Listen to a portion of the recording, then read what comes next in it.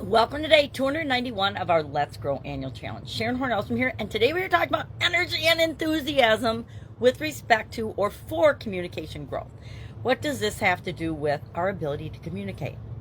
Now, I remember, and we've all got stories and experiences of great communicators that are energetic, enthusiastic, passionate about what they're communicating, and so we've also had just the opposite. I remember I think it was my first or second year in college. I was going to Marquette University, and I had a history professor, and I actually sat front and center in that class because he spoke and communicated in an absolute monotone, and I'd been warned about it and told, sit in the front and center of class or you will never stay awake. And I think it was the college course in all my years of college, because I went for a long time, was the one that the most students actually fell asleep and nodded off into. Luckily for me, when he spoke, in addition to being a very monotone communicator, he was German, so he was very spitty in his communication style. And every once in a while I'd get a little dot of spit, which would help me to stay awake in that class. We don't want to be that kind of communicator, do we? So, super simple question for you today. I want you to pay attention as you go throughout your day and notice when you're energetic and excited about what you're sharing and communicating, excuse me, and when you're speaking in a monotone, boring, non-enthusiastic way, or communicating non-verbally in a non-participative, since we've been talking about body language, way. How do people know if you're excited about what they've got to say or not? How do people know if you're excited about what you've got to say or not? Share in the comments below. Our action item is just to rate yourself on a scale of 1 to 10. 1 being, hey, I'm pretty much still sleeping. 10 being, I'm the most impassioned, enthusiastic, excited, energized about what I'm sharing as I could possibly be. There's a whole lot of debate going on in the internet right now, and I will admit, ashamedly, that sometimes I choose to participate in it because I'm at awe of what's going on in my fine country of the United States, a country that I've been so proud to be a member. I still am, and I just think that there's so much nonsense going on, and it's all by design. I mean, people think that one party or the other party's smart or stupid, but actually it's like it's a war game, and it's sad to see what's going on, and it's really sad to see those of us, me included sometimes, that are sucked into being pawns for the game. I think I just, sometimes I'll go to bed at night and I'll be like, really, did I spend any time at all responding on that thread that, to be honest, I really don't care about?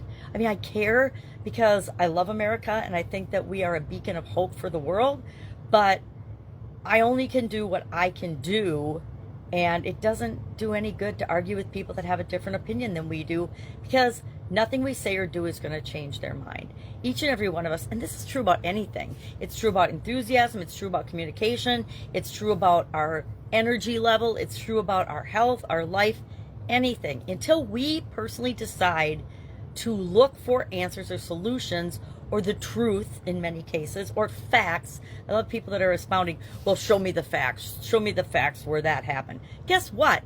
None of us have access, for the most part, that are talking and arguing with one another online, to the facts or the truth whatsoever, because it's always been so manipulated by whoever is sharing it.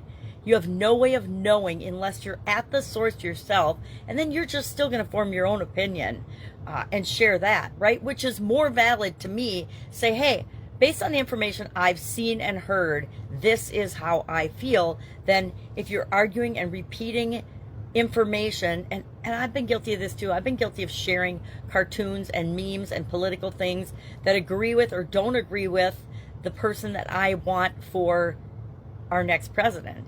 But it doesn't mean it's a fact, right? And I know that, and so I get kind of ashamed of myself for sharing it enthusiastically when I really don't know where the information came from, right?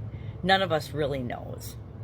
And none of us know. It's like the book, How to Lie with Statistics, if you've ever read that. And if you haven't read that, I highly recommend you read it, because whether you're in business or in working in a business or working for a company, or a consumer of any product or service on the planet, I highly recommend you read that book, because it tells us and shows us how any information can be twisted and turned and manipulated to be and present and represent anything you want. I learned that in corporate America when I was working for some big corporations in the quality field.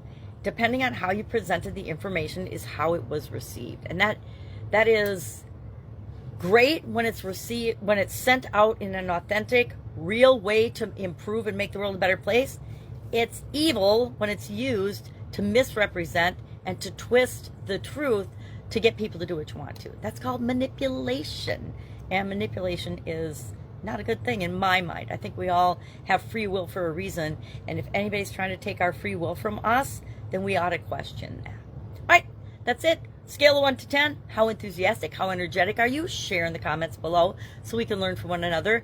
And if you want to say why you think that you're a certain rating, like if I say I'm a 7, why am I a 7? Right now, I'd say I'm about a 5 or 6 because I have a cold. And when I have a cold and I'm feeling under the weather, I'm less energized and enthusiastic than usual. All right, have a great day, and I'll, of course, be with you tomorrow.